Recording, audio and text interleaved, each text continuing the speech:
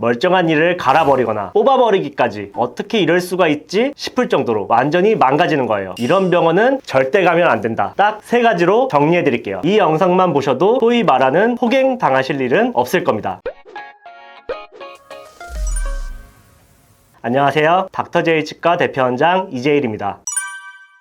혹시 먹튀병원 들어보셨나요? 예전에 강남의 한 교정치과가 뉴스에 대대적으로 나온 적이 있어요. 진료비는 전부 받아놓고 진료를 중단해버린 사건이었는데요. 제가 말씀드릴 내용은 바로 이런 먹튀치과가 지닌 특징입니다. 첫째, 가격만 내세우는 곳. 저렴한 가격을 뭐라 하는 게 아니에요. 가격으로 유인해놓고 문을 닫아버리는 곳이 문제입니다. 먹튀가 일어나는 전형적인 패턴인데요. 이들의 패턴은 보통 어떤 양상을 띠냐면 먼저 저렴한 가격으로 환자를 유인합니다. 그리고 선납을 받아요. 쉽게 말해 예약금으로 치료비의 50% 이렇게 받는 거죠. 그러고 병원을 폐쇄해버립니다. 뭐 임플란트 5개가 500인데 250 해주겠다. 그런데 지금은 사람이 많으니 다음 달 치료해줄게. 대신 선납금으로 200을 내라. 이걸 200명, 300명한테 하는 거죠. 그러고 나서 병원 문을 닫아버리는 거예요. 그럼 그 돈은 못 찾는 거죠. 이런 일이 얼마나 있겠나 싶으시죠? 정말 흔해요. 뉴스 기사 조금만 검색해보시면 아실 거예요. 순간의 가격에 혹했다가 예약금 수백씩 떼이거나 치료하던 도중 치과가 닫아서 이빨 없이 살아가거나, 그리고 가격만 내세우는 곳을 피해야 하는 이유가 또 있어요. 내 치료에 집중을 못할 확률이 높다. 예를 들어서 반값이라고 쳐요. 다른 치과와 비슷한 매출이 나오려면 수술을 2배는 해야 돼요. 그래야 살아남을 수 있으니까요. 그런데 한번 생각해보세요. 의사도 사람이에요. 슈퍼맨이 아니란 말이죠. 하루에 쓸 수 있는 집중력에는 한계가 있습니다. 그런데 2배, 3배 수술을 더 많이 한다면 당연히 집중력은 떨어질 수밖에 없어요. 의도하지 않았겠지만 멀쩡한 치아를 갈아버린다던가 뽑아버린다던가 이런 식으로 진료의 퀄리티가 떨어질 수 있는 거죠. 그 피해는 오롯이 환자분들이 부담하게 됩니다. 병원도 결국 사업이에요. 의사 본인도 한 가족을 책임지는 가장입니다. 때문에 손해보면서 장사한다는 것은 현실적으로는 어렵죠. 그러니 임플란트 9만원처럼 너무 저렴한 가격, 선납을 요구하는 곳, 이런 곳들은 꼭 한 번쯤 의심해볼 필요가 있습니다.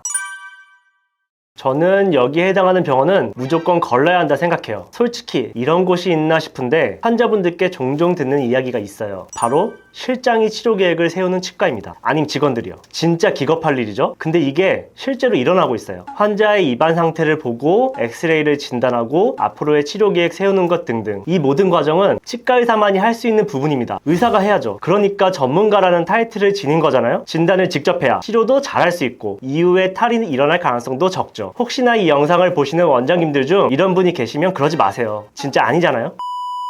죄송해요. 조금 흥분했네요. 솔직히 제가 국내 1등, 국내 최고라고 할 수는 없어요. 그런데 저희는 환자라는 고객을 위해 일하는 사람이잖아요. 뭐 항상 그렇지는 않겠지만 이런 양상 역시 사무장 치과에서 많이 보이는 모습입니다. 즉 치과의사가 그 치과의 실질적 소유주가 아닐 때 이런 모습을 보입니다.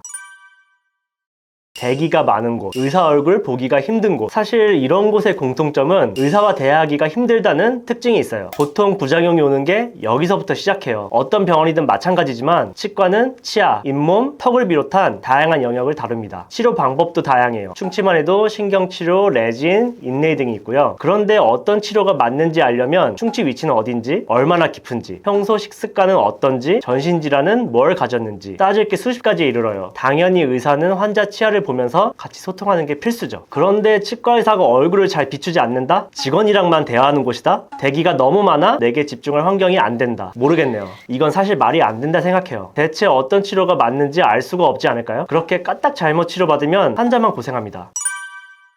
어떤 치과를 가느냐, 양심 있고 실력 있는 곳이죠. 그런데 이런 곳을 못 찾으니까 문제가 되잖아요. 되게 여러 가지가 있겠지만 저는 원장의 기준이 확고하고 그 기준이 나랑 맞는 곳을 가라고 말씀드리고 싶어요. 예를 들어 치아 발치는 마지막 단계에서 한다는 기준이 있어요. 이걸 기준으로 치료 계획을 세우겠죠. 환자는 나는 조금 아파도 자연 치아 살리고 싶어요. 이렇게 맞으면 서로 만족하는 치료가 나오는 거죠. 치과의 형태는 매우 다양합니다. 원장의 색깔과 철학이 담기죠. 같은 내용이라도 바라보는 관점은 사람마다 다르잖아요. 의사도 마찬가지예요. 그래서 중요한 건 의사의 원칙과 내가 바라는 것이 맞아떨어지는 치과를 가는 데 있습니다. 이외에도 미리 그 치과에서 치료를 받아보셨던 환자분들 사이에 도는 평판도 중요하겠고, 객관적인 평가 기준으로는 경력, 전문 영역에 맞는 전문의가 있는 치과, 교정을 원하시면 교정과 전문의, 자연치아 보조는 보존과 전문의 등등, 이런 것들은 홈페이지, 블로그, 네이버 리뷰 등을 통해 다 아실 수 있으니 꼭 살펴보시고 가셨으면 해요. 그리고 앞서 말씀드렸지만 먹튀 치과는 피하셔야 하고요. 그리고 제가 언급한 치과의사가 직접 대화 시간을 할애할 환경 2가지를 갖췄는지 꼭 살펴보셨으면 합니다.